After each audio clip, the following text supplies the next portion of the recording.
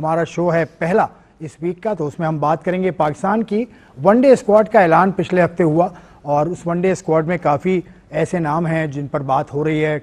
बहुत लोग बात करें कि रिजवान क्यों नहीं है, शादाब क्यों हैं। उसके अलावा भी पिछली वनडे स्क्वाड अगर आप देखें तो उसमें से भी 5-6 लड़कों का इस स्क्वाड में कहीं जिक्र नहीं है, लेकिन हो सकता है ये स्क्वाड जो वर्ल्ड कप की तैयारियों के लिए बन रही है, क्योंकि 11 से 12 वनडे पाकिस्तान ने अभी खेलने हैं एफटीपी के मुताबिक। तो उस 11 से 12 वनडे में पाकिस्तान कोशिश ये शायद कर रहा है कि किस तरह से अपना फाइनल कॉम्बिनेशन बनाए। इस पर हम बात करेंगे, और भी मौज़ूआत हैं जिन पर हम गुफ्तगू करेंगे। मेरे मेहमान आपके सामने ही हैं, उनका तारुफ कराता हूँ। स्टूडियो में, कराची स्टूडियो में तनवीर अहमद साहब बैठे हैं, पाकिस्तान के साबिक टेस्ट फास्ट बॉलर और आजकल के मुबस्सिर हैं। अस्सलाम वालेकुम वरहमतुल्लाह। वालेकुम अस्सलाम। बहुत गुस्से में थे आप कल, मैंने आपकी वीडियो देखी। बिल्कुल, मुझे बहुत गुस्सा है सिलेक्शन कमेटी के ऊपर और हेड कोच के ऊपर, बहुत गुस्सा है। ये जो बैठ के आके ये जो कांटे मारते हैं ना लड़कों के नामों के ऊपर, मुझे इस चीज़ पे बहुत गुस्सा है। चले जी, आपका गुस्सा अल्लाह करे कि ठंडा हम कर सकें, कोशिश कर सकें कि जवाब तलाश करें, क्योंकि हमारी तो हैसियत कोई नहीं, हम तो ना सिलेक्टर हैं ना ही हम क्रिकेट बोर्ड के ऑफिशियल हैं जो हम बता सकें, लेकिन सवाल उठाना हमारा काम है, वो हम उठाएंगे। और सवाल उठाएंगे हम, एक और शख्सियत हमारे साथ प्रोग्राम में मौजूद है, रोज़ाना होते हैं, साबिक चीफ सिलेक्टर हैं पाकिस्तान के, और इनसे बेहतर शायद ही कोई बता पाए कि क्या तरीका होता है सिलेक्शन का। मोहम्मद वसीम साहब, अस्सलाम वालेकुम। वालेकुम अस्सलाम। भाई, तनवीर साहब का गुस्सा आपने सुन लिया, इनका गुस्सा बजा है। मैंने देख भी लिया, मैं कहने लगा था जरा आंखें उनकी अपनी बचाइएगा कि टेंशन आपकी आंख पे ना लग जाए। अभी लगाया था उन्होंने, तो आज जरा बच के रहिएगा। अच्छा जी, बच के रहिएगा। आज का शो जो है ना, तनवीर वर्सेस आप सिलेक्टर हैं, क्योंकि आप जवाब देंगे किस तरह से सिलेक्ट होते हैं। लेकिन पहले तनवीर से मैं मौक़िफ़ ले लूँ। तनवीर साहब, जो पहले स्क्वाड जो वनडे पाकिस्तान ने आखिरी खेले हैं वो मार्च में खेले थे बांग्लादेश के खिलाफ, उसकी स्क्वाड भी आपके सामने है। उसमें फ़हीम अशरफ, फैसल अकरम, हुसैन तलत, मोहम्मद रिजवान, वसीम जूनियर और साद मसूद, ये चले गए, दूसरे आ गए। ये हमारे हेड कोच क्यों नहीं जा रहा? हेड कोच का तो अभी टाइम है ना। हमारे सिलेक्शन कमेटी क्यों नहीं जा रही? कब जाएगी सिलेक्शन? अभी तो आई है यार, अभी तो आई है। आकिब जावेद कब जाएंगे? कब जाएंगे? ये पूरा पाकिस्तान इन दोनों के अगेंस्ट बात कर रहा है कि यार आकिब जावेद कब हटेगा, ये माइक हैसन कब हटेगा।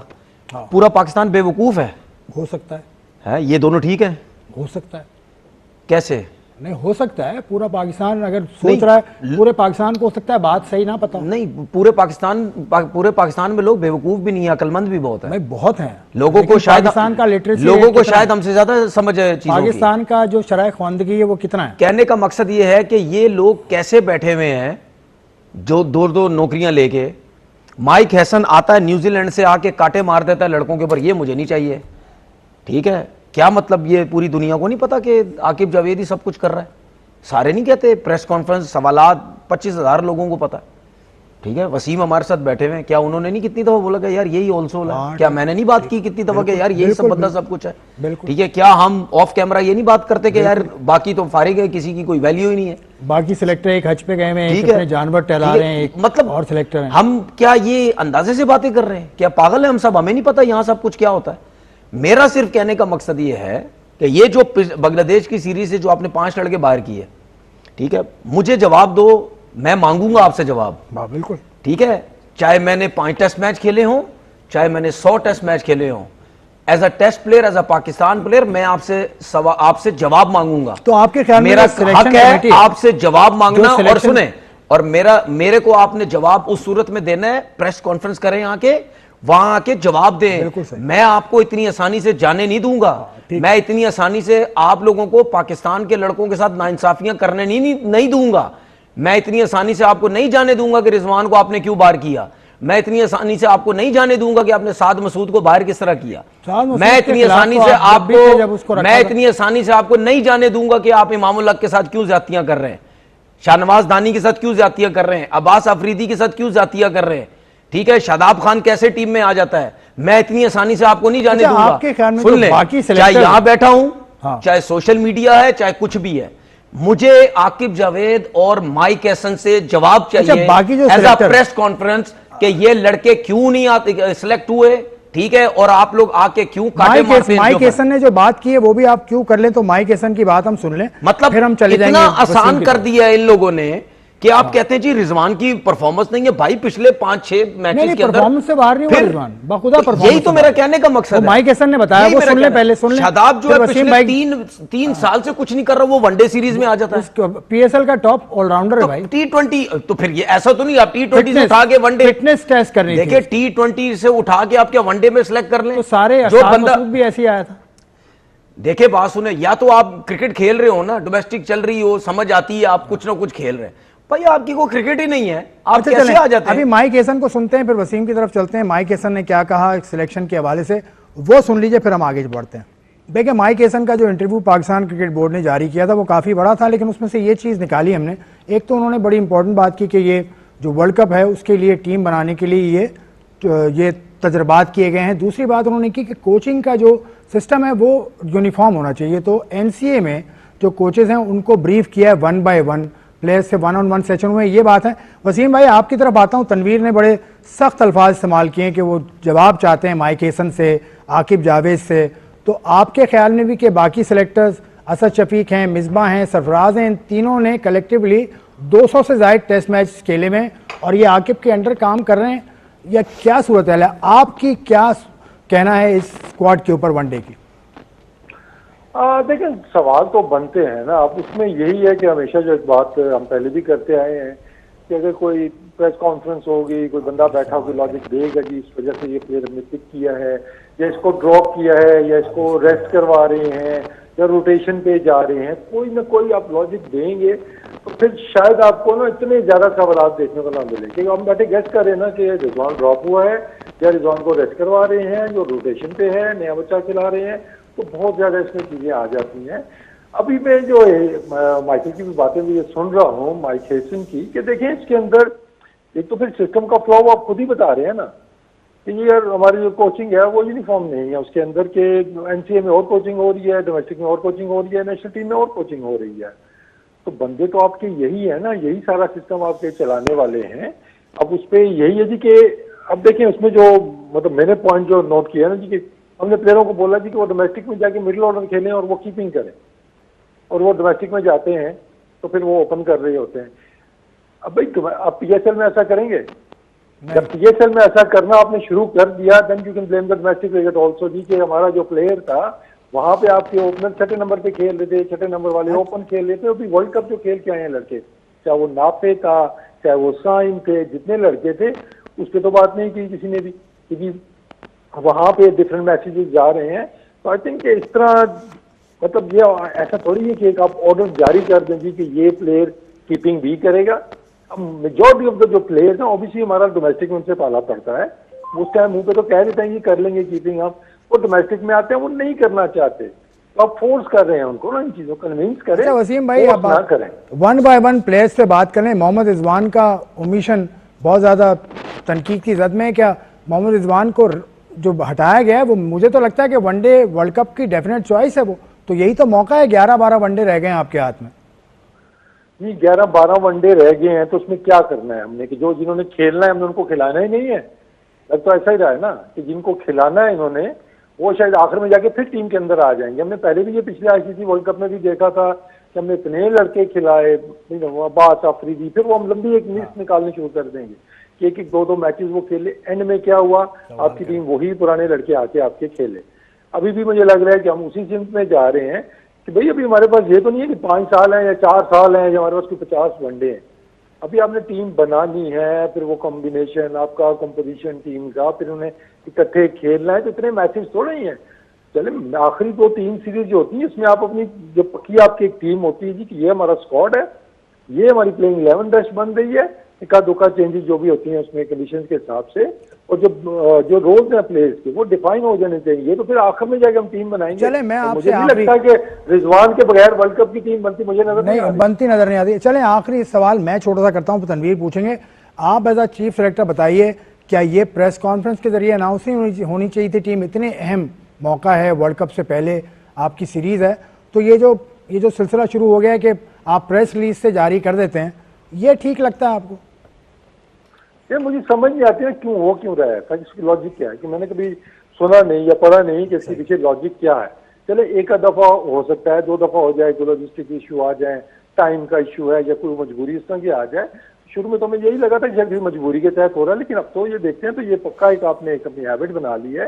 तो आई थिंक मुझे जो लगता है कि शायद रिस्पॉन्सिबिलिटी से छुपने के लिए कि प्रेस कॉन्फ्रेंस में बैठेंगे, सवाल के जवाब भी देने पड़ने हैं, फिर वो नाम भी आएगा जी कि उन्होंने ये बात की थी। क्योंकि देखिए बाद में हम हो जाते हैं तो वो चीज़ छोटी मोटी अच्छी हो जाती है, उसमें मैं होनी शुरू हो जाती है, लेकिन जब चीज़ गलत होती है तो फिर हम आ जाते हैं और हम में फिर सारे आ जाते हैं। तो आई थिंक थोड़ा सा इसको देखना चाहिए क्रिकेट बोर्ड को कि आपकी सिलेक्शन कमेटी हो उसका एक नहीं, सीधा सीधा होना देखिए चाहिए। देखिए वसीम, देखिए सीधा सीधा हम ये क्यों नहीं बोलते हैं, ये भागते हैं, ये प्रेस कॉन्फ्रेंस से भागते हैं, क्योंकि बात सीधी सीधी ये है, ये फेस ही नहीं कर सकते। जो इंसान प्रेस कॉन्फ्रेंस में आके टीम नहीं अनाउंस करेगा वो भाग रहा है, वो सोशल मीडिया से भाग रहा है, क्योंकि दुनिया में कहीं नहीं होता भाई। जब भी कोई टीम अनाउंस होती है, चाहे बायलैटरल सीरीज होती है, चाहे आईसीसी का इवेंट होता है, चाहे अंडर 13 होती है, चाहे कुछ भी होती है, अब होता क्या है, ये सारे भागते हैं। भाई ठीक है यार, आपने जाए जिधर भी जाना है, घूमना फिरना है, जो आपका काम है आप करें जाके, वो कोई किसी को मना नहीं करता।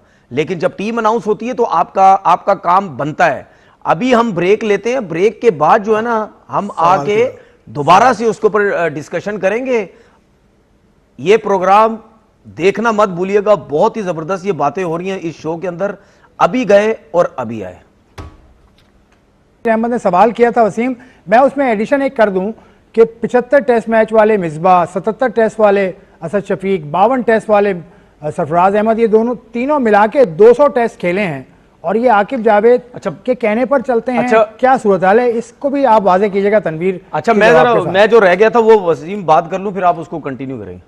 देखिए प्रेस कॉन्फ्रेंस की बात हो रही थी, मैंने क्या बोला था, ये भागते हैं सारे प्रेस कॉन्फ्रेंस। सही है भाई, भागते हैं ना, इसीलिए तो आप आते नहीं हो।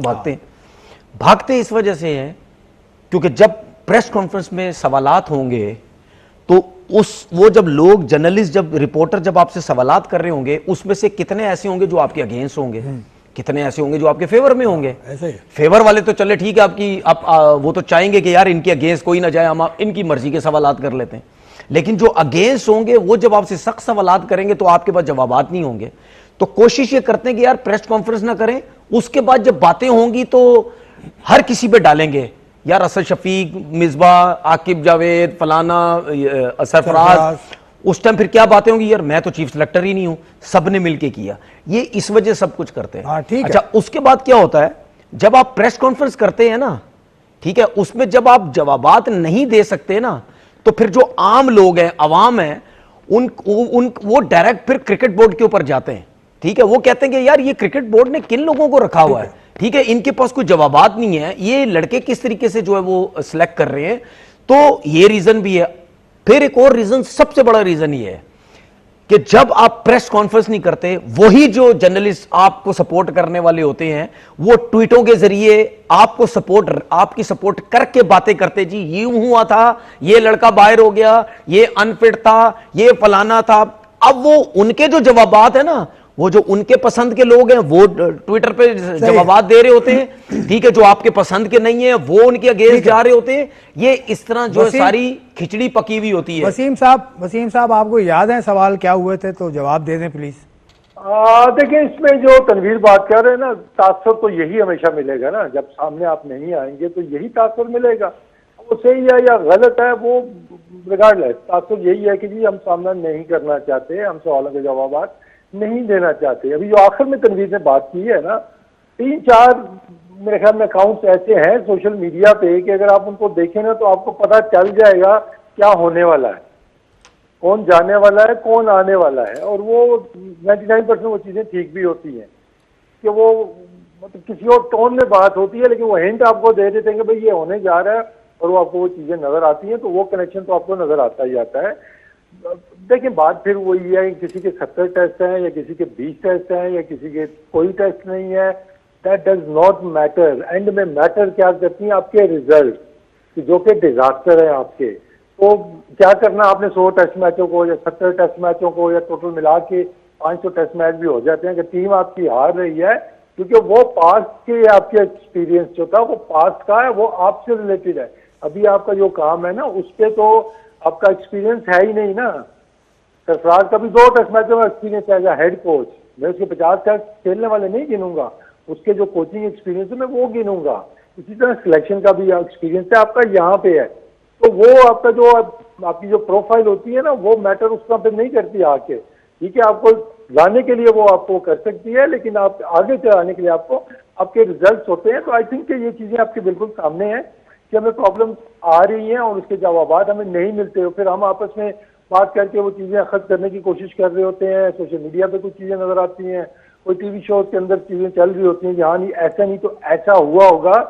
तो वाई नॉट एक जो रवायत सारी दुनिया में चलती आ रही है कि भाई आप प्रेस कॉन्फ्रेंस करें, और ये आपका फिर मैं कहूंगा जब चीफ सिलेक्टर होगा, मेरा तो जब वो उसका काम है। मेरा आपसे सीधा सीधा सवाल है और आपने सीधा सीधा जवाब देना है। आपने ये जवाब देना है, अगर आप दें, कि जब आप चीफ सिलेक्टर थे, क्या आपके पास ऐसे ऐसे लोगों के कभी फोन आए जो कहते थे कि यार ये बंदा खिला दे वरना तेरी मैं जॉब फारिग करवा दूंगा? कभी इस किस्म के लोगों के फोन आए आपके पास? ना, कभी भी नहीं आया। कुछ चीज ऐसी होती नहीं इस तरह का। इनसे पूछा ही नहीं जाता होगा, डाल देते होंगे लड़के को है? इनसे पूछा नहीं भाई, वर्ल्ड कप जो हुआ था 2024 वाला, उसमें 2 लड़के आए ना, आमिर और इमाद, वो कहां से आए? लड़का बता देना मेरे टेनोर में जो कहीं यार कि इसकी मर्जी का नहीं था, वो आ गया था। आपको तो कहा जाता था लैपटॉप चीफ सिलेक्टर हैं आप। देखिए मैंने तो आपसे ये सवाल इस वजह से किया ना, क्योंकि जो जिस किस्म की सिलेक्शन हमें नजर आती है और जो हो रही है या होती है, उस हिसाब से तो मेरे जहन में या हमारे लोगों के जहन में जो क्रिकेट को फॉलो करते हैं, उन सब के जहनों में यही होगा। जो क्रिकेट से रिलेटेड लोग हैं उनके फोन आते होंगे, या क्रिकेट से हटके जो लोग हैं उनका प्रेशर डलता होगा, जिसकी वजह से जिनकी परफॉर्मेंसेस नहीं होती वो लड़के आ जाते। तो इस वजह से मैंने ये सवाल किया, क्या इस किस्म का होता है क्या? जवाब तो देने देना 1 मिनट। नहीं ना, मैं ऑनेस्ट इसका बताता हूँ। देखिए पाकिस्तान टीम के अंदर इस लेवल के ऊपर मैं कहूँ इस तरह की थ्रेटनिंग कॉल्स आ जाए या आपको कोई इस तरह का प्रेशर आ जाए, मुझे नीचे लेवल पे होता है। नीचे लेवल पे तो बहुत है। नीचे लेवल पे मैंने खुद देखा है। नीचे कौन सा level? Karachi level, Karachi first class department है आपके, हर जगह पे होते हैं, वहाँ पे तो बहुत ज्यादा कॉल्स आती हैं। एक सिलेक्टर को वहाँ पे भी आते हैं प्रेशर, ये नहीं कि इस तरह का आपको थ्रेट आएगा। वहाँ ये होता है कि यार वो देख लो, वो लड़की की परफॉर्मेंस भी है या इसको भी देख लो। अच्छा वसीम भाई, ऐसा नहीं होता। साबिक चीफ सिलेक्टर के तौर पे आप बताएं, शादाब खान की जगह बनती है। शादाब खान की जो PSL 11 में परफॉर्मेंस है उस पर कोई डिबेट नहीं, लेकिन उसने लिस्ट ए गेम 2 साल पहले खेला था और 3 साल से कोई वनडे भी नहीं खेला। देखिए इसमें अब चाहे शादाब है या कोई और इस तरह का लड़का, क्योंकि दो इश्यूज हैं इनके साथ। एक तो ये कि ये खेले भी नहीं है, तो आपने फॉर्म भी देखनी है और साथ में फिटनेस भी, क्योंकि T20 में आपने अभी सिर्फ 4 ओवर की फिटनेस देखी है, बैटिंग भी लंबी आपने उतना नहीं देखी हुई है। तो बहुत ज्यादा क्वेश्चन मार्क्स है इसके ऊपर के क्या ये आपके वर्ल्ड कप के अंदर होंगे, अगर होंगे तो उसके लॉजिक्स क्या है। ठीक है, अब देखिए वही बात आ जाती है ना कि अगर रखा है तो कोई लॉजिक ऐसी होगी कि जहाँ हमें एक्सपीरियंस चाहिए, या वो आजकल पुराने क्लिप्स भी चल रहे हैं माइक हेसन की, जहाँ उन्होंने बहुत हाईली उनको रेट किया था। आई थिंक वो बहुत पहले का शायद वो उनका क्लिप है जो आज मैं देख रहा था, वायरल हुआ है। लेकिन इस टीम के अंदर बहुत से ऐसे लड़के हैं। फिर मैं कहूंगा कि क्या यही वर्ल्ड कप की आपकी टीम बनने जा रही है? क्या आप श्योर हैं कि यही लड़की हैं, या आप टेस्ट करके आप फिर इस टीम को दोबारा से बदलने का सोच रहे हैं? तो वो समझ तो नहीं आ रही। तो इसमें जस्टिफिकेशन नहीं बनती ना, या तो मेरे पास के डोमेस्टिक खेला हुआ हो, फिटनेस शो कर दी है, फॉर्म शो कर दी है। इस टीम के अंदर आपके 4 लड़के ऐसे हैं। अहमद दानियाल भी आपका अनफिट हुआ है PSL के बीच में, अब फिट कहाँ पे हुआ है, कितने ओवर कर सकता है, वो आपको सीरीज में पता चलेगा। Naseem Shah is the same case. Shadab भी इसी कैटेगरी में आ जाते हैं कि वो अनफिट होके फिट होके आए हैं विदाउट एनी इंटरनेशनल क्रिकेट। तो क्या हम यहीं से 10 मैचों के बाद ये सुपर फिट होके हम वर्ल्ड कप के लिए इनको ही लेके जाएंगे, या रोटेशन पे ये लड़के भी आएंगे? क्योंकि सबसे जो बड़ी डिबेट है ना, मुझे ये रिजवान के लिए हम बड़ा कर रहे हैं, तो बाकियों को क्यों नहीं पूरा कर ले? ठीक है, अब ये साद मसूद है, यंग है बच्चा, अगर डेवलपमेंट की बात, इसी तरफ आ रहा हूं ना, डेवलपमेंट की बात आपके सवाल से पहले मैंने साद मसूद का नाम हालांकि पिछले जब सेलेक्ट हुआ था श्रीलंका, अभी बांग्लादेश की सीरीज में जब साद मसूद को लिया गया था, बड़ा शोर बचा। आप भी शामिल, मैंने भी शामिल है, मैं भी था कि यार एक मैच खेला हुआ क्यों ले लिया। ठीक है, आपने बड़ी सख्त ट्वीट की थी। ठीक है, बिल्कुल सख्त ट्वीट की थी। मैं तो अपनी चीज मानता हूं, मैं जो बात करता हूं मैं भागता नहीं अपनी चीजों से। ठीक है, इसीलिए फिर मेरे जैसा अगर सिलेक्टर होगा वो भागेगा नहीं मीडिया से। तो आज आप साथ, ठीक है, जो आ रहा हूं ना, जो डरते हैं वो कभी मीडिया में आएंगे नहीं, ना टीम सेलेक्ट करेंगे। ठीक है, इसीलिए कहते हैं तगड़े पॉजिटिव तगड़े किस्म के लोग सिलेक्टर हों जो हर टाइम मीडिया के सामने आए और बातें करें, आके बताएं आके। मैंने साद मसूद के अगेंस्ट ट्वीट की थी, बिल्कुल सख्त किस्म की ट्वीट की थी। मैंने बोला यार एक मैच के अलावा आपने कैसे उसको टीम में डाल दिया, ठीक है? या मुझे ये बता दें, या मैं सही था उस वक्त, या ये सही है इन्होंने निकाला इसको, या मैं गलत उस वक्त था, या अब मैं गलत हूं। मेरा तो सवाल इन लोगों से ही है, किस वक्त गलत आपने साद मसूद को अगर बांग्लादेश के अगेंस्ट डाला सिर्फ एक मैच के ऊपर, ठीक है, तो उसने क्या एक पॉजिटिव चीजें उसने शो नहीं की? 50 रन दिए थे 8 ओवर में। ठीक है 50 रन दिए, मानता हूं। विकेट आपने उसको इस वजह से डाला क्योंकि शादाब नहीं था वहां पे, ठीक है? चले मैं ये मानता हूं कि जी आपने शादाब को हटा के इसको हटा के अब शादाब लेकिन को लेके आ लेकिन गए। कितने लेग स्पिनर आपने सुने तो जाया सही, किया? उसामा मीर मैं यही तो कह रहा हूं ना, मैं इसी तरफ ही आ रहा हूं। जाहिद महमूद मैं तो कहाँ थे? पहले कह चुका हूं यार, शादाब के चक्कर में आप जायद महमूद हो गया, उस्मान कादिर हो गया, उसामा मीर, आप शादाब के चक्कर में उनको जाया किए जा रहे हैं, आप इसको भी जाया करेंगे, ठीक है?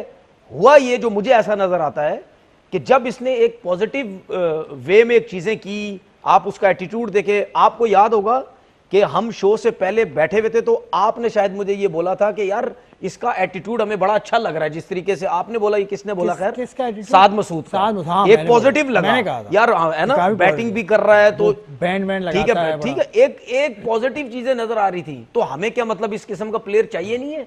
मैं कभी भी ऐसे लड़के को सपोर्ट नहीं करता जिसका एक मैच हो या दो मैच हो, मैं नहीं करता।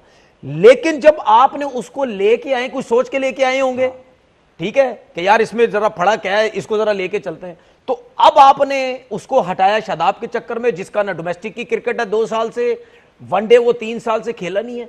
तो यार ये जिस किस्म की आप चीजें कर रहे हैं ना, ये मत करें। मैं आपको एक चीज बात बताऊं बड़े मजे की, आप लोगों के साथ मत खेलें। मेरे पास एक कॉल आई है कल, ठीक है, मैं नहीं जानता उस लड़के को, उसने मुझे कॉल की, उसने मुझे बोला मैं खुदकुशी कर लूंगा, ये शादाब क्यों टीम में आता है, ठीक है, ये मेरे पास कॉल आई है, ठीक है। मैंने बोला क्या हो गया भाई आपको, आप किस किस्म की बातें कर रहे? नहीं यार इन्होंने बर्बादी फेर दी है पाकिस्तान टीम की, ये शादाब क्यों आ गया टीम में, ये फलाना क्यों आ गया टीम में? खेलता है लड़का? नहीं पता नहीं खेलता था या पहले था, बच्चों ने ऐसा किया है, ठीक है। मुझे नहीं पता ये कौन है, मुझे नहीं पता। मेरा कॉल आई, किसी से नंबर लिया मेरा उसने। तो भाई आप इस किस्म की चीजें मत करेंगे, लोग भी परेशान हो गए यार ये लड़के किस तरह आ रहे हैं टीम के अंदर, क्यों आ रहे हैं, ठीक है ना। तो जो आवाम भी होती है ना भाई, वो टच में होती है, इन टच होती है टीम के साथ, उनके भी दिल लगे हुए होते हैं, ठीक है। तो ऐसा मत करें भाई, ऐसा मत करें। खतरनाक बात है, बड़ी तशवीश की बात है बेटा, ऐसा ना करो। Cricket is not life, cricket होती है, चलती है। 12 हमारी 25 करोड़ की आबादी है। मैंने उस बच्चे को 15 बोला, मैंने आप लड़के छोड़ दो हैं। क्रिकेट देखना, छोड़ दो अगर आप इस लेवल पे सोचते हो। यार देखें बेटा कहीं और चले जाओ, मुल्क से बाहर चले जाओ, बहुत भाई, जिस मुल्क में जो लोग रहते हैं ना, जिस मुल्क में जो लोग रहते हैं वो टच में वो होते हैं। अब हमारा पॉलिटिक्स से कोई ताल्लुक नहीं है, लेकिन जाहिर बात है मुल्क में रहते हैं, हमें भी बहुत सी चीजें बुरी लगती हैं, हम उस पर चीजें कर नहीं सकते, सोशल मीडिया पर कुछ नहीं कर सकते, लेकिन बहुत सी चीजें बुरी लग रही होती हैं कि यार क्या हो रहा है, ये क्या हो रहा है। इसी तरीके से अवाम भी है भाई। वसीम भाई, ये जो तनवीर ने अभी बात की, इस तरह का हो चुका है। कराची में एक एक्स क्रिकेटर थे, उनके बेटे ने खुदकुशी कर ली थी। बहुत दिलगिरफ्ता बातें, लेकिन ये आप साद मसूद के आमद जो निकाला साद मसूद को अब स्क्वाड से, इसको कैसे देखते हैं? क्योंकि माइक हसन तो कह रहे हैं हम डेवलप कर रहे हैं, तो डेवलप अगर आप कर रहे हैं तो लेग स्पिनर्स आपने वैसे ही छोड़ दिए, तो ये शादाब के लिए सारा गेम बनाया जा रहा है बकौल तनवीर। आप देखिए, मुझे जो थोड़ा मतलब इश्यू है, या थोड़ा सा मुझे जो होता है ना कि यार ये हम शादाब के गिर्द ही क्यों घूमते हैं? कि ये लिखा हुआ है जी कि हमारा जो स्पिन ऑलराउंडर है वो लेग स्पिनर ही होगा, तो वो शादाब की ही रिप्लेसमेंट ही होगी। ये कहीं पे लिखा हुआ है या कहीं रूल है कि हमें लेग स्पिनर, हमें ऑलराउंडर चाहिए? क्या हमारा ऑलराउंडर लेफ्ट आर्म स्पिनर नहीं हो सकता? क्या हमारा रिस्ट स्पिनर पक्का रिस्ट स्पिनर नहीं हो सकता? सुफियान वसीम जैसे पिक किया आपने, या फैसल अकरम आपने पहले पिक किए, वो भी समझ से बाहर है। वो क्यों पिक हुआ था, वो भी ड्रॉप क्यों हो गया? ये क्यों पिक हुआ है, अगले सीजन हो सकता है ये भी ड्रॉप हो जाए। तो एक तो हमें इस चीज से निकलना होगा कि हमें, कि जैसे अगर अब एक प्लेयर है तो लाइक टू लाइक उसकी एबिलिटीज हो सकती है कि ठीक है ये बॉलिंग कर लेता है, ये बैटिंग कर लेता है, लेकिन उसके अंदर भी स्पेसिफिकली जो हमें लेग स्पिनर ही चाहिए, वो इस नंबर पे बैटिंग भी कर सके ना, तो हमें इससे भी थोड़ा सा निकलना होगा कि यार हमें चाहिए ना स्पिन ऑलराउंडर चाहिए। हमारे पास अरफात मिनास अभी आ गया है, हम नवाज का नाम क्यों नहीं लेते, हम खुशदिल का नाम क्यों नहीं लेते जब स्पिन ऑलराउंडर की बात आती है? कि जो आपका उनका लिस्ट ए का रिकॉर्ड भी देखेंगे आपको वो नजर आएगा कि यार वो दोनों चीजें पूरी कर लेती हैं, उनको 100 करने भी आते हैं, उनको 10 ओवर करने भी आते हैं। आई थिंक हमें थोड़ा सा ना ये डिबेट ही मेरे ख्याल में टाइम्स गलत हो जाती है कि शादाब की रिप्लेसमेंट ये है या नहीं है, शादाब अच्छा है या ये अच्छा है। आप दूसरी कैटेगरीज में चले गए भाई कि हमें लेफ्ट आर्म स्पिनर भी हो सकता है हमारे पास, हमारा ऑफ स्पिन ऑलराउंडर भी हो सकता है हमारे पास। तो मैं तो ऑल टुगेदर इस मतलब वो जो डायरेक्शन हमने पकड़ी ना इसके, ठीक है शादाब अच्छा है तो शादाब अच्छा है। अब ये नहीं कि अगला जो आएगा वो शादाब से अच्छा उस जैसा अच्छा होगा कि उसकी ऐसी बॉलिंग भी करे, उसके ऐसा राइट आर्म लेग स्पिनर हो, राइट हैंड बैट्समैन हो, वो लेफ्ट आर्म चाइनामैन भी हो सकता है, वो लेफ्ट आर्म स्पिनर भी हो सकता है। तो फिर आपको वो नजर आता है ना कि थोड़ा सा आपको एज मिल रहा है जी के एंड में आपको फिर शराबी नजर आएंगे। देखिए कहने का मकसद पता है क्या है? मकसद ये है कि आप फिर उस लड़के को क्यों टीम में लाते हैं जिसकी परफॉर्मेंस नहीं होती, और जब आप लेके आते हैं क्या वो एक वनडे का प्लेयर होता है सिर्फ? ये भी तो आप लोग ज्यादतियां करते हैं ना। तो फिर बात जाके फिर इसीलिए जो है वो लोग आपसे सवालात करते हैं। सवाल आगे लेके जाता हूं कि बाबर आजम ने भी इस साल कोई वनडे नहीं खेला, वो आया है, अगर पिछले वनडे जो सीरीज खेली उसमें परफॉर्मेंस अच्छी थी उसकी, तो बाबर की करंट फॉर्म भी आपने देख ली। हाँ, आपने करंट फॉर्म भी देख ली पीएसएल में, शानदार है। तो बाबर पीएसएल, खैर बाबर का स्टेचर बड़ा है। नहीं यार, वो तो कंटिन्यू वनडे क्रिकेट तो खेल ही रहा है ना। वो तो अब इंटरनेशनल मैचेस में गैप आया हुआ है वनडे का, तो उसमें उसका कसूर तो नहीं है ना। लेकिन सीरीज तो खेल ही रहा है ना। पिछले बांग्लादेश सीरीज में उसको हटा दिया था, वो तो रेस्ट दिया, वो तो रेस्ट दिया। ये जो भी है, इमामुल हक जो वनडे का बेहतरीन प्लेयर है, इमामुल हक ने टेस्ट मैच में एक टेस्ट दिया, उसको हटा दिया आपने। इमाम क्यों नहीं वनडे में फिट हो पा रहा? क्यों नहीं फिट हो पा रहा? होना चाहिए, फिट होना चाहिए। दो आपके ओपनर भी जख्मी हैं, वो फखर और प्रॉपर देखें। अब मुझे एक बात बताएं, इमाम के पीछे जिस तरह अब चीजें हो रही हैं, तो मैंने आपसे पहले बोला था वो टेस्ट से भी बाहर हो जाएगा, दूसरे टेस्ट में बाहर हो गया। हालांकि उसने कोई 40-45 रन की नहीं खेली थी, ठीक है। हालांकि देखा जाए तो वो बाहर नहीं बनता, ठीक है, नहीं बनता। सऊ शकील बनता था, सऊ शकील बनता था। लेकिन जिसपे मैंने ये बोला, ये औरों ने भी शायद बात की हो कि नहीं यार सऊ शकील नहीं बाहर होगा क्योंकि तो वो मिडिल ऑर्डर का प्लेयर है। ये अब्दुल्ला फजल और जो है अजान अवेज दोनों ओपन करते हैं, इसको बाहर कर देंगे, कर दिया उसको बाहर। तो वनडे में काफी अरसे से सर उसकी टेस्ट में कंटिन्यू रेगुलर उसकी जगह बनती है इमाम की, और वनडे में भी बनती है। निकाले ना जरा, बताएं तो सही लोगों को। वनडे में उसके 2000 से ज्यादा रन हैं, फिर वनडे में उसका एवरेज बहुत अच्छा है, फिर 50-45 का तो एवरेज है उसका। आप कैसे एक लड़के को जिसकी 40-45 या उससे ऊपर की एवरेज हो, मेरा दिमाग काम नहीं करता भाई, आप कैसे उसके नाम पे कांटा मार के आप उसको साइड पे कर देते हैं? और भाई दुनिया में जब टीमें बनती है ना, टीमें, उसमें जो सिलेक्टर्स होते हैं, जो बोर्ड होता है, जो कोचिज होते हैं, जो करता धरता होते हैं, वो कहते हैं कि हमें कोई ऐसा ओपनर मिले जिसकी 40 या 45 या उससे ऊपर की एवरेजेस हो। हमें मिडिल ऑर्डर का ऐसा कोई प्लेयर मिले, मैं फिलहाल वनडे की बात कर रहा हूं, कि जिसकी एवरेजेस 40 से ऊपर की हो, तो वो तो शुक्र अदा करते हैं हमें इस किस्म का प्लेयर मिल रहा है। लेकिन हमारा उल्टा हिसाब है, जिसकी 45 की एवरेजेस हैं उसको खराब करने की कोशिश करते हैं, और जब वो रन कर रहा होता है उसको वो पसंद नहीं आता। यार मेरी समझ से बाहर है। इसी तरह बॉलिंग में भी होता है, जिस बॉलर की एवरेजेस अच्छी होती हैं। देखिए मैं इसीलिए तो कहता हूं ना यार, मुझे समझ ही नहीं आती, इन लोगों का विजन ही कोई नहीं है। कुछ नहीं है। देखें आप, मेरा विजन क्लियर है, मेरा विजन क्लियर है। आप हमेशा, आपका विजन क्लियर है, मैं आपसे भी पूछूंगा किसी दिन। देखें सिंपल सी चीज है, आप किसी भी नए लड़के को, ये भी आपको सोल्यूशन दे दूं जो कि आप लोगों ने समझना नहीं है कोई। हमेशा जब भी आप किसी नए लड़कों को खिलाते हैं, आप कम से कम, चाहे बैट्समैन है चाहे बॉलर है, आप कम से कम उसको किसी भी फॉर्मेट में लाते हैं, आप उसको 10 मैच दें, ठीक है। अगर टेस्ट मैच है तो 5 टेस्ट मैच दे, T20 के 10 मैच, वनडे के 10 मैच। उन मैचेस के बाद चाहे बॉलर या बैट्समैन है, उसकी परसेंटेज निकालें, जो कि आप लोगों को बिल्कुल पता नहीं, आप लोग कांटे मारते हैं। चलो ठीक है, उसकी परसेंटेज निकालें कि यार इन 10 इनिंग या 10 मैचेस में इसकी परफॉर्मेंस एक अच्छी एवरेज रही है, अच्छी परसेंटेज रही है, तो उसको लेके चलें। जो नहीं है आप उसको ड्रॉप कर दें, उसकी जगह किसी और को लेके आ जाए। लेकिन यहां कोई पता ही कोई नहीं है, कौन लड़का कैसे आता है, कोई कैसे जाता है। 74 वनडे मैचेस खेला है इमामुल हक, 3152 रन है, 950 है, 9 सेंचुरी है उसकी, 47 की एवरेज है, स्ट्राइक रेट इज ऑल्सो 80+। ये इमामुल हक का रिकॉर्ड है। मजीद बात करेंगे एक ब्रेक के बाद। वसीम भाई, अगर ऑस्ट्रेलिया की टीम जो स्क्वाड है वो भी देखें, उसमें मार्श कप्तान है उनकी टीम भी कोई इतनी एक्सपीरियंस नहीं है। खासतौर से बॉलिंग अगर देखें तो उनके पास ना पैट कमिंस है, ना जॉश हेजलवुड है, ना उनके स्टार बॉलर्स हैं। तो वो भी इसी तरह की कोई प्लानिंग कर रहे हैं, मतलब अपनी टीम वो भी बना रहे हैं, तो उन पर तो एतराज़ किसी ने नहीं किया। उन्होंने भी टीम अपनी जो अनाउंस की वो एक प्रेस रिलीज के जरिए की थी। देखो, उनको पता है ना उनके वर्ल्ड कप में कौन सा उनका स्क्वाड है, उनको उनके ऊपर की शक व शुबहात तो नहीं है ना। अब देखिए, अगर मैं अपने स्क्वाड की अगर हम बात करते हैं ना कि इसको मैं थोड़ा सा वो देखता हूँ, तो एक तो ये कि एक तेज ऑलराउंडर की जो कमी आपको लग रही है, अनलेस के प्लान ही ऐसा बनाया हो तो बिल्कुल ही 3 पिचेज बनानी है सीरीज के लिए भी, अब तो मौसम भी ऐसा है जो 3 हफ्ते तो आप स्टैंडिंग पिचें बना लें और 2 फास्ट बॉलर से आप चले। एक तेज ऑलराउंडर को होना चाहिए था। बाकी मिडिल ऑर्डर आपको सारे राइट बैट्समैन नजर आ रहे हैं आपको, तो आपको मिडिल ऑर्डर में आपके पास एक लेफ्ट हैंडर भी होना चाहिए। टोटल 2 मिडिल ऑर्डर बैट्समैन है हमारे पास, एक अहमद है और एक आगा सलमान है, तो ये 2 ही आपके पास है। बाकी आपके पास टॉप ऑर्डर है, उसके बाद सारे ऑलराउंडर आ जाते हैं। तो जो कंपोजिशन भी ना टीम का मुझे थोड़ा सा लग रहा है कि आगे चल के इसमें चेंजेस आनी है। वर्ल्ड कप में आप इस कंपोजिशन से नहीं जा सकते कि स्पिन ऑलराउंडर 2 आपके पास, पेसर्स आपके पास 4 हों और पेस ऑलराउंडर आपके पास हो ना।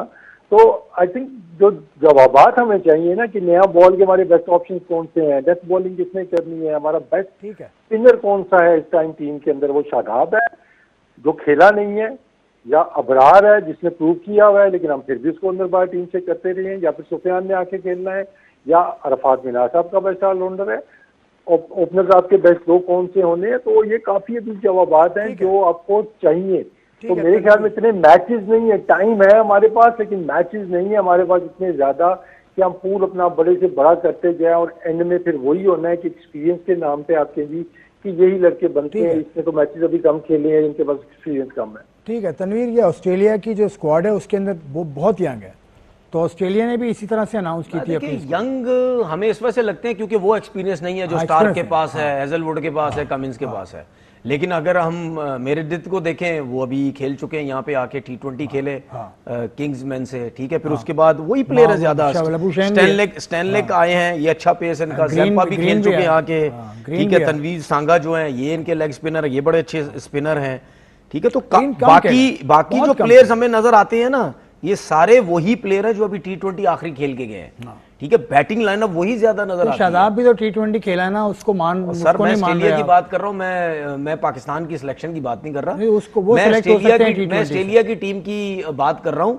और ये जितने भी लड़के हैं ना भाई, ये जितने भी लड़के हैं ये खेलते होंगे इंटरनेशनल क्रिकेट। ऑस्ट्रेलिया में कहाँ ऐसा होता है यार, जो 3-3 साल से क्रिकेट नहीं खेल रहा आप उसको सिलेक्ट कर लो, ये कहीं नहीं होता भाई।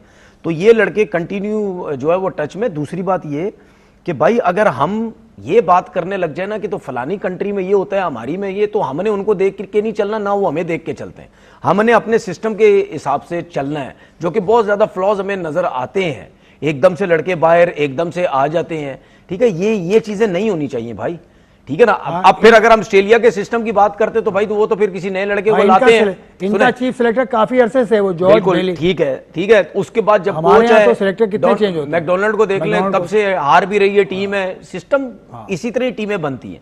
अगर हमने उनको फॉलो करना है तो फिर उनके हिसाब से चले। अभी माइक हैसन नहीं, माइक हैसन अब देखिए, आपने माइक हैसन का इंटरव्यू चलाया, ठीक है, बड़े सुकून से वो जवाब देता रहा क्योंकि काउंटर तो हो ही नहीं रहा था। मजा तो उस वक्त आता है जब आप काउंटर करते हैं, ठीक है। दूसरी बात ये, अगर देखिए ये जरूर आप समझें, एक लोगों को ये भी मैं चीज एक बताऊं, अब मत ये समझे कि जो फॉरेनर आते हैं उनको पाकिस्तान के सिस्टम का नहीं पता भाई। जब मिकी ऑर्थर आया था हम ही कहते थे ना यार ये पाकिस्तान के सिस्टम को बड़ा अच्छे तरीके से समझ गया है, इसको पता है कि मैंने लंबा किस तरह लेके चलना है। अभी आपका जो ये फिजियो था, ये क्या ट्रेनर क्या नाम है उसका, वो अभी उसको हटाया तो कितने 6-6 7-7 साल से वो लगा रहा। अफगानिस्तान के साथ उसने कर लिया, ठीक है ना। उसके बाद जब वॉटमार था सबको पता था यार इसको पता मैंने किस तरह सिस्टम को चलाना है। अब ये मत समझे कि फॉरेनर आते हैं कि उनको कुछ नहीं पता होता कि हमने यहां रहना है, हमने किस तरह चलना है, किसको लेके चलना है। तो भाई माइक हैसन का भी जरा समझो किसी चीज को।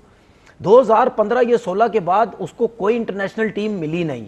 एक दफा उसने आईपीएल में उसने कोचिंग की है, ठीक है। उसके बाद उसको बिल्कुल नहीं रखा, 1 साल किया। इतना अच्छा कोच होता तो उसको वो कंटिन्यू रखते। इतनी बड़ी लीग में कोई जाने, यूनाइटेड को चैंपियन, इतनी बड़ी लीग को कोई जाने नहीं देता, ठीक है। उसके बाद देखो सुन लेना, ठीक है, कोई जाने नहीं देता। इस्लामाबाद यूनाइटेड में, ठीक है, टीम जीती। इस्लामाबाद यूनाइटेड उससे पहले कितनी दफा जीत चुकी है, ये तीसरा टाइटल था फिर चाहे वो कोई भी हेड कोच मिसबा के अंडर जीती है। ठीक है, मिसबा के अंडर जीती ना, ठीक है। तो बात ये है कि इन सबको लेकिन आइडिया हो गया। अब सुन ले, कोई ऐसी बड़ी मिसाल मैं आप सुन ले, पेश नहीं कर ये जो माइक हैसन इंटरव्यू में बात कर रहा है, मुझे मेरा सवाल इन लोगों से ये है ना, जो कि मैंने बोला कि मुझे इनके जवाब चाहिए। टीम बनानी है, ये सब कुछ एक्सपेरिमेंट। भाईजान आप तो T20 के वर्ल्ड कप में एक्सपेरिमेंट कर रहे थे यार, आपने तो एक्सपेरिमेंट T20 वर्ल्ड कप में करते रहे। आप कौन सी बात करेंगे चौथे नंबर पे शादाब, अब हम एक्सपेरिमेंट कर रहे हैं। आप बिल्कुल, आपको समझ नहीं है मेरे हिसाब से। दूसरी बात, आप ये जो आप कोचिंग की बातें कर रहे हैं ना, ये तरीकेकार होता है कि मैंने अपने आप को किस तरह लेके चलना है। 2 साल मैंने किस तरह चलाना है, 3 साल मैंने किस तरह अपने आप को चलाना है। चलें, अच्छा, ठीक है ना। और एक बात जो अभी जो वसीम ने एक बात की थी ना, आपने अपने कोचिंग को खुद एक्सपोज कर दी है। ठीक है, अगर माइक हैसन कह रहा है कि यार डोमेस्टिक क्रिकेट में कोचिंग कुछ और हो रही है और ऊपर लेवल पे कुछ और हो रही है, तो इससे आप अंदाजा लगा सकते हैं कि हम इतने अरसे से कर क्या रहे हैं। और जो आकिब जावेद इनके बारे में हम सब समझते हैं, लोग कहते हैं कि यार इस बंदे को बहुत कोचिंग का एक्सपीरियंस है, तो आपके होते हुए या जब आप एकेडमी में थे 2000 में, ये 2002 में, उस टाइम से आपने ऐसा सिस्टम बनाना था ना जिसपे बंदा कहता कि नहीं वाकई यार एक आकिब जावेद का एक्सपीरियंस था, आकिब जावेद सिस्टम बना के चले गए।